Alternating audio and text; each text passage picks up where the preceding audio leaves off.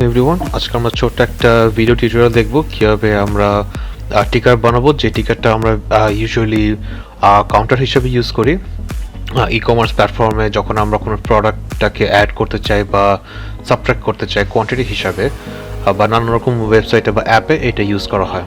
So আমরা এটা prototype করে দেখাবো। সো ফার্স্ট অফ অল আমরা একটা শেপ নিব। সো আমি প্রেফার করতেছি একদম plain basic, just for the sake of this tutorial. So আমি ডিজাইনে খুব একটা ফোকাস করব না, বাট এটা আপনাদের উপর ডিপেন্ড করে কীরকম শেপ নিয়ে কাজ করতে চান। সো আমরা আগে 3টা বক্স নিচ্ছি, পাশাপাশি হবে, এবং প্রথম বক্সে হবে মাইনাস, আর থার্ড বক্সে হবে প্লাস, এবং মাঝখানের বক্সে হবে 0। এবং আমরা ধরে নিচ্ছি যে এটা মানে প্লাসে ক্লিক করলে 4 পর্যন্ত যাবে, মানে প্লাস ক্লিক করে 4 পর্যন্ত যাবে, এবং মাইনাসে ক্লিক করে 4 থেকে 0 পর্যন্ত কাউন্ট ব্যাক করবে। 4টা আমাদের সিলিং থাকবে এবং 0টা আমাদের ফ্লোরটা থাকবে। সো আমরা স্টার্ট করি। সো আমরা আগে শেপ নিব একটা। সো আমরা শেপ কাস্টম বানিয়ে নিতে পারি, আর আমরা এখানে ডিরেক্ট অ্যালফাবেটস দিয়েও কাজ করে নিতে পারি বা নাম্বারস দিয়ে কাজ করতে পারি। সো মাইনাস নিচ্ছি একটা প্লাস নিব, এবং আরেকটা নাম্বার নিব 0। সো আমরা এগুলোকে এখন যদি বক্সগুলোতে প্লেস করি, মেক শিওর যে আপনার অ্যালাইনমেন্টগুলো ঠিকঠাক আছে। ইউএক্সের ওয়ান অফ দ্য ফান্ডামেন্টাল মানে আইডিওলজি হচ্ছে অ্যালাইনমেন্টগুলো যেন ঠিক থাকে। সো আমি যদি অ্যালাইনমেন্টটাকে সো প্লাস হচ্ছে যেহেতু আমাদের এখানে প্যাডিং আছে, সো এটাকে আমরা ঠিক করে নিলাম। সো আমাদের এটা এভাবেই কাজ করবে, আর ডিফল্ট অবস্থা থাকবে এটা, মানে নন ক্লিকেবল থাকবে। সো আমরা যেটাকে করবো ইনঅ্যাক্টিভ করে দেওয়ার জন্য আমরা এটা কালারটাকে কমাবো। সো আইদার আমরা কালারটা চেঞ্জ করে লাইটার কালারে যাবো, আর আমি এটাকে ওপেসিটি কমাই দেবো। সো আমি ওপেসিটিটাকে কমাই দিচ্ছি। সো এটা মানে বোঝাচ্ছে যে এটা ক্লিকেবল না ফর ডিফল্ট স্টেট। সো পুরোটাকে আমরা যখন সিলেক্ট করবো, করে এটাকে কম্পোনেন্ট বানিয়ে নিব। সো কম্পোনেন্ট এটা আছে, এটা ডিফল্টে থাকবে, এবং যেহেতু আমাদের 0 থেকে 4 পর্যন্ত যাবে এবং 4 থেকে 0 পর্যন্ত আসবে, সো বেসিক্যালি এখানে 4টা স্টেট হবে। সো আমরা 4টা স্টেট নিচ্ছি। নিউ স্টেটে একটা 1 থাকবে, আর একটা নিউ স্টেট নেব, সেটা 2 হবে, আর একটা নিউ স্টেট নেব যেটা 3 হবে। সো যেহেতু আমাদের নিউমেরিক্যাল ভ্যালুটা 0 থেকে 4 পর্যন্ত আসতেছে, সো এখানে অ্যাকচুয়ালি 5টা স্টেট হবে including the default state. So আরেকটা স্টেট নেব যেটা হবে 4।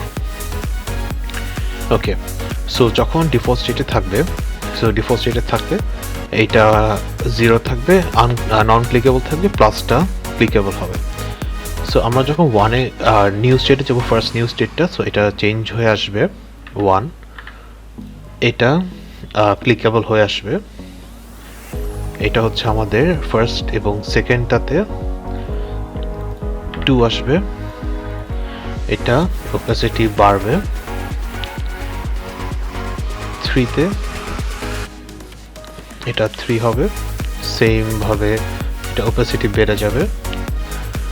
তারপরে 4-এও সেম হবে, এটা ওপেসিটি বাড়বে, এবং এটা স্টেটটা 4 হবে।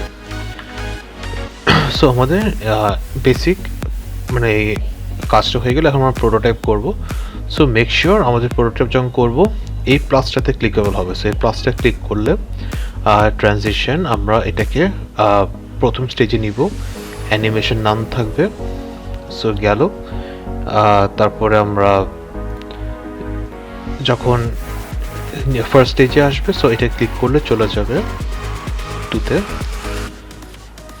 আবার 3-তে ধীরে সুস্থে করবেন কারণ এখানে কিছু প্যাচ থাকবে, সো এটা একটু বুঝে শুনে করবেন। সো 2-তে আসলে এটা ক্লিক করলে চলে যাবে 3-তে। সো 3-তে যখন আসবে এটা এই প্লাসটাকে ক্লিক করলে চলে যাবে 4-এ, এবং চলে যাবে 4-এ। সো 4-এ আসার পর এটার মেক শিওর এটা তখন ক্লিকেবল হবে না। সো এটাকে ওপেসিটি আমরা কমায় 20 করে দিব, কারণ এটার অধিকার কিছু নেই। সো আমরা যখন প্রোটোটাইপ ব্যাক করব, এটা হচ্ছে আমাদের 4th স্টেজটা। সো মাইনাসে ক্লিক করলে এটা চলে যাবে রিভার্সে, আমরা থিঙ্ক করব সিরিয়ালটা মেনটেন করে। সো 3-তে যাবে। সো গেল, 3-তে আসার পর মাইনাসে ক্লিক করলে চলে যাবে 2-তে, 2 তে এটা ক্লিক করলে চলে যাবে 1 এ।